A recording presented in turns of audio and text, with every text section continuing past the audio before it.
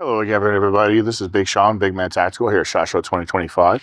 I am joined today by Jalise Williams, Hey, a pro shooter for Colt, and have had the opportunity to shoot with her. And she's actually pretty amazing. How are you doing today? good. I'm good. Thank you so much. Nice to have you. What I wanted to find out talking to you is how did your journey into shooting sports happen? So that's an interesting story. So I grew up shooting shotguns and rifles, mainly for hunting with my family. So I mean, from the time I could walk, I basically had a gun in my hand. Started hunting with my dad while I was still in diapers. Mom had my sister and I really close together, and so she would see my dad walking out the door and hand him a baby bag and a baby and say, "You're taking at least one." So shotguns and rifles mainly for hunting purposes. And then my mom wanted her concealed carry permit, and now she went out to a local range. Back then, there used to be a Wednesday night ladies clinic for learning how to use guns, and she really loved the environment. She felt very safe and learning how to shoot a handgun really for the first time. And she wanted my sister and I to be well-rounded individuals. I mean, growing up, we did karate, we did piano, we did gymnastics and swimming. We did so many different sports because she really believed in well-roundedness, and she wanted us to be like that even in shooting. So we had shotguns and rifles. Now it was time to learn how to shoot handguns. And That's awesome. we just blossomed from there. Like, man, from the moment a handgun touched my hand, I was like, this is it. I know it. And I was like 10 years old. And so, I mean, the range just like brought us in and like took us to Tuesday night steals and weekend matches. And I met my coach, Glenn Wong, and it just snowballed from there, I should say. So you started at a young age. As a junior competitor, how was it stepping onto the range and getting into competitions? Like, did it feel uncomfortable? No, I didn't really feel uncomfortable. I mean, I grew up on job sites. My dad's in construction, so used to being around a lot of older men and rougher individuals, I should say, although the shooting range is less rough than a job site. So I didn't feel uncomfortable at all, and I think my parents and my coach did a really good job of like sheltering us, I should say, as very young girls. And I didn't really feel any of much hardship and stuff entering as a junior shooter. Okay. I know when I was an adult when I got started, but I know from the very first day that I walked on the range, it was a very welcoming group, and it was really nice to be able to walk up, and it didn't matter if you were a brand new shooter or a master class shooter. It's like, how do you do this? Oh no, it's really easy. This is what I'm going to do. For you, because I'm not little like most of the people I shoot with, it's like you might have a little bit of a hard time with these corners, so you might try this. And it was kind of like that way from the very beginning. And I had the opportunity to mentor some of the younger shooters coming in after I got started. And that was one of the big things that I like about the sport, and that I try to make obvious for everyone that's looking into it, is show up to the range, ask questions. Yeah. We don't care. No. We'll help you if you want. This is what you want to do. Yeah, I mean, when I first started, like, we had little 22s, and we had friends and stuff that we'd made very quickly at the range, and they were like giving us guns, like 9mm to try and everything. They're like, try this one, I'll try this one. And we got to find like what we wanted, because man, everybody's just so welcoming, and they want you to have a good time, and they want you to find what fits best for you. Yeah. And they were just especially kind because we were very young and bright and excited. Yeah. So how was the journey? You started competing, you were getting out to the range, and then you picked up that pro sponsorship. Yeah, so I guess I turned pro pretty fast. So Barry's Bullets is out of St. George, huge bullet manufacturer, and the marketing director was a local shooter at the club, and he watched us, shoot and get really, really good in a short amount of time. And he's like, you know what, these girls are gonna do something. And so that was our first sponsorship, was Barry's, and to this day I am still with them 11 years later. That's awesome. So in like 6 months, like, we turned pro, got our pro cards with the sponsorship. And then Colt. Yeah, Colt. So I believe I've been with Colt for 6 years. We had a gun manufacturer sponsorship before that, and it didn't work out the way we had hoped. So I spent a couple years kind of being freelance and shooting like every gun under the sun, finding kind of what I wanted. But like, man, from the first year, I was a single stack shooter. I love single stack, and it felt good on my hands. And watching Wyatt Gibson and Maggie Reese, I'm like, man, I think I want to shoot Colts. And I think it was like a year or something before Colt came knocking on the door. Like, I got a gold cup, and I was like, this is what I want to do, and this is kind of the company I want. But like, we were raised that like, you don't go begging. And so I was like, I'm just going to wait for something to happen. And a year later, John Scouten had recommended us to Colt. They were looking for new pro shooters, and recommended us. And it was the perfect fit. It was my dream. And I'm lucky to still be living that dream, 6 years later. Yeah. Oh, it's an awesome progression. It happened pretty fast for you, is what it sounds like. Yes. Now, do you notice, because you have that nice nifty Colt jersey when you go to the range, do you notice people wanting to come up to you and asking you, like, how can I do this? What do I have to do? Yeah, I do. I try to be like a regular person on like a day-to-day basis at like training and stuff at my range and stuff, but it's definitely like almost a switch flip, and maybe others people's minds, but definitely for me, like when I put that jersey on, it's like my Superman costume outfit.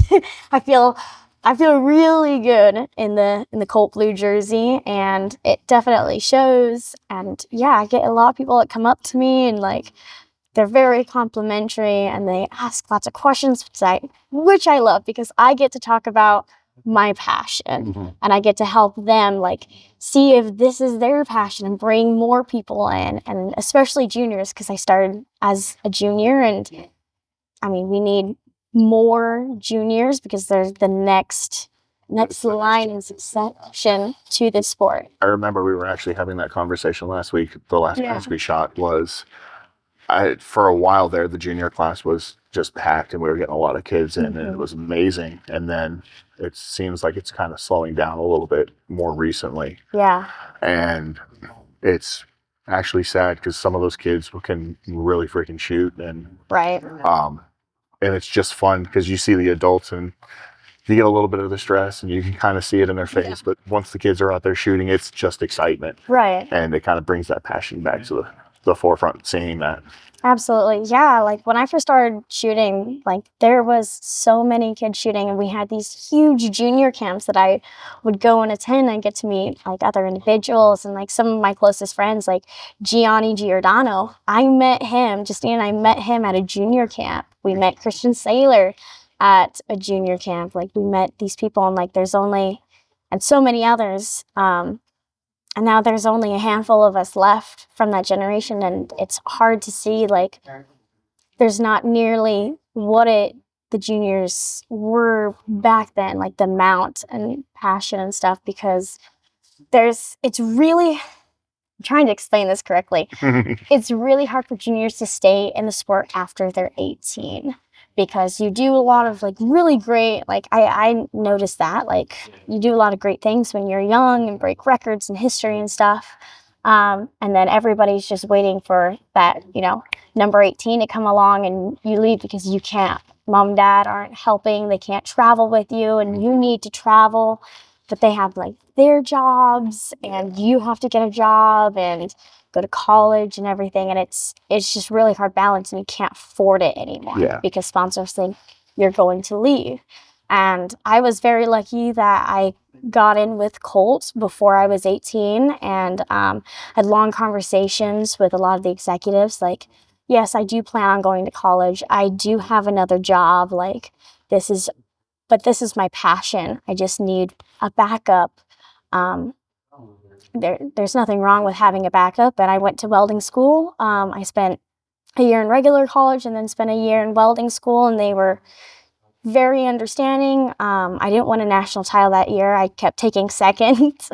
But the next year, like, I came back to the sport with full force and having more confidence in myself. And I won everything I entered that year, which was really great. That's awesome. So finding good companies and good people and navigating that is really hard, especially for junior shooters. Everybody's almost kind of wary.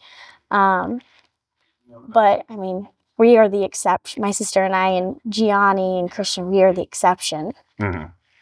We're not No, the rule. it is definitely hard once you get the adulting is, Adulting is hard. and it's really hard to find the time to get the things that you're passionate about into your life. Right. And getting there, up there in age lately, and it's still finally. You're 30. I wish, but it became really obvious that it's you work to live or you live to work, Right. and there's not a whole lot of have fun time in there. So you kind of have to make it happen, or it never will. And yeah, it is kind of sad watching them once they hit 18 not being able to pursue the passion. Especially given certain areas where people live. Where I'm at in Phoenix, every day of the week there's a match you can shoot. Right. So that kind of makes things a little bit easier. Where I was at in Southern California, you had maybe one range in SoCal that hosted any real match. Yeah. And so that's kind of hard. But I do agree, like we were talking about last week, that it would be good to see that junior rank start filling up again. I would love to, like, so many poems, but I would love to, like, open up a junior camp again and bring at least one back. And I would love to run it one day, because that's was passionate about. I want to find, the next great one, the next big one, the next generation and stuff. Because I mean, I plan on being this in a very long time, but I'd love to see it go to good people in the next generation. And so I'd love to try and give, like, junior support the way that I had support. I was lucky. I had my parents. I had my coach who, like, out of the goodness of his heart, Glenn, out of the goodness of his heart, trained us for free and would pick us up from the house and everything. And we had really good people and good sponsors that took very good care of us. And I want to help up and coming junior shooters. I want to try and help give them the opportunities that I had, because what I had was unheard of. And I don't think everybody has the opportunity for it. And we need to give those opportunities and give them almost the benefit of the doubt, I believe. And that's the great thing about this community and this sport is you're in a position that you can possibly make that happen. And you get a lot of sports where once you hit that pro level, it's I'm here, I don't care about everyone else. Like if you're not here, it sucks to suck, but right. Okay. But everyone in this community, and this is why I keep coming back, we want everyone to succeed. If you're on the range, if I am competing against you, I don't want any reason for you to have a bad day. I want you to shoot at your best, because if I happen to beat you, I beat you at your best. If you're not, then you're not having fun. I'm no longer having fun, and it just takes away from the whole thing. And it's a pretty common thought among competitors, which is amazing. That's real sportsmanship, and we have a lot of that in our world. And I love seeing that, because that's how I was raised. And I work in the industry. I'm a gunsmith back at home, and I get a lot of new shooters that come into the store, and it breaks my heart when I hear people come in. It's like, I want to go shoot, but I don't want to be different at the range, and I don't want people to say anything. It's like once you get, you're going to have those ones that are like weekend warriors. I spend $6,000 on a gun that gets 3 rounds in it every month, and you're going to have them that are going to talk crap. When you get to the real shooters, come on in. Oh, you want to try my gun? Right. Check this out. Yeah. We're genuine people. We try to be nice. And I like to think most of us, like 90% of us, are just genuine and nice at heart. We want to help you. I mean, I don't know how many guns I've loaned out because I just need, if you don't have the gun, that is the first step. I will give you a gun. Right. Just go out and do it and come out with me. And I've gone to matches where I've pulled parts off of my guns because someone is having a great match and needs it. I've given ammo to where I couldn't finish, but they were at like their personal record match, and I wasn't going to let them run out of ammo and not finish it. So it's like, I'm doing halfway decent here. Take the ammo, do it, and let them hit their goal. I love that. At the same time, I've broken guns, and I've had someone over here, and someone like 3 bases down bringing me equipment so that I can still go. So that's the community that I love. That's the sport that I love now. Coming from team sports, there's nothing like this. Really? Yeah. I never competed in a team sport, so this is all I know. You're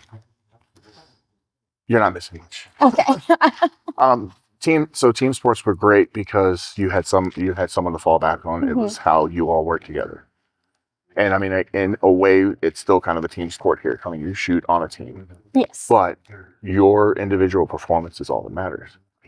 So that's the nice part about it is your failures or your successes are on you. Yes. And it takes away any excuses anyone can make, which is even better. Right. Especially in a world where excuses seem to be prevalent right now. Yes. But anything fun and exciting in the future for you? Yeah. So this is gonna be my biggest year yet. It's actually like the biggest. I would say it's the biggest year in like IPSC history because it's the 50th anniversary of IPSC. Handgun World Shoot is returning to South Africa for that, where the first Handgun World Shoot was held, and it's a double World Shoot year. So this is going to be a PCC and Handgun World Shoot year. PCC is separate from Handgun and IPSC for the World Shoots, and it's going to be the first PCC World Shoot. So it's like awesome. Double, triple, quadruple, whammy, huge pressure, but it's going to be really exciting and really awesome. And I've made teams for both of those. So I'm on the ladies optics team for PCC World Shoot, and my sister actually made the overall team. Nice. For PCC World Shoot. It's awesome because like a woman in the U.S. has never been on an overall team, no matter like what discipline for IPSC. So that's really incredible, and she's an incredible PCC shooter. So we're gonna miss her on the ladies team, but I mean, man, the stride she's making for women is incredible. Absolutely. So I have that, and then I cannot say what team I made for Handgun World Shoot, but I made an overall team for Handgun World Shoots. It hasn't been announced yet. Gotcha. I'm waiting on USPSA to like approve everything, and they have to announce first. Okay. But I made an overall team in Handgun. First time in US history, like oh gosh, everything's happening, like coming true, like everything I've worked for 11 years, like it's finally happening, and that's awesome. I'm very blessed. I should say, I guess. Yeah, that sounds so cheesy, but that really is how I feel. Oh, that's awesome for both you and your sister. Thank you. Actually, we have gotten to shoot with her too. Yeah. So that's pretty cool. She's incredible. But yeah, I mean, it sounds like it's been a hell of a journey for you. It's been an absolute pleasure that I got to meet you and I've been able to shoot with you. And I appreciate you taking the time. You're one of my favorite people to shoot with, by the way. I appreciate that. Awesome to watch you shoot. Like, man, your hand just enveloped the handgun, and you just see a little bit of the slide coming out. I just find it hilarious. And then, like, the gun doesn't move. It looks like you're shooting a BB gun. It's so funny. What's going to be great is I'm working on a setup to run CCP. Really? Mhm. Oh my gosh. So I that's cannot wait to see you shoot that. Yeah, Are you that's going to gonna shoot that in, like, IDPA Nationals this year, maybe? So I actually, now that I got the master bump in ESP, Yes, congratulations for that, thank by you the for way. that. I'm actually going to see if I can run with you guys for a little bit. Actually had a pretty good outing on the last match, and I'm actually taking my training a little bit more seriously now, so I'm hoping to be in a much better place in the next few months. I'm actually going to use the Western in Sacramento and Colorado to kind of gauge where I'm going to be at, and I hear great things about that match. I can't wait for Colorado. Yeah. That's going to be crazy. But kind of gauge how I'm going to see. I kind of want to see if I can run with the Masters. So You can. I've watched you shoot. well, I appreciate that. But yeah, I really enjoy ESP and the Canic that I'm shooting. I absolutely love that gun. So, but Nice. yeah, I wanted to match them up to Master because I wanted to test my abilities. Now I'm there, so That's great. I like that. we'll see how it goes. Yes, sir. But any social media you want them to follow you with? Yeah, so I'm on Facebook and Instagram under Facebook. I'm under Pro Jalise Williams. On Instagram, I'm under Jalise_Williams_shooting. And then I'm also on Livefire as well, as just as Jalise Williams. So it's very exciting. And then I'll make sure I link all of that down in the description, so it'll be easy for you all to find. Well, thank you. I appreciate that. But yeah, like I said, I really appreciate you taking the time. It has been great getting to see you shoot the times that I've been able to shoot with you. Well, thank you. And it's been fun getting to know you. So, yes, sir. Well, thanks for having me. I appreciate it. I'm glad we can get some time to do this. Yeah, it was looking a little shaky. This week's been a little hectic. Oh my gosh, SHOT Show is always a crazy, crazy time. Absolutely. But thank you again. I wish you the best of luck in everything that you're doing in the future. I hope that you can get that junior program going, because that would be absolutely amazing. Yes. But thank you again. Thank you. And thank you guys. SHOT Show 2025. Don't forget, like and subscribe if you want to see more. And go check out Miss Williams over here. You will be impressed. You guys have a good one.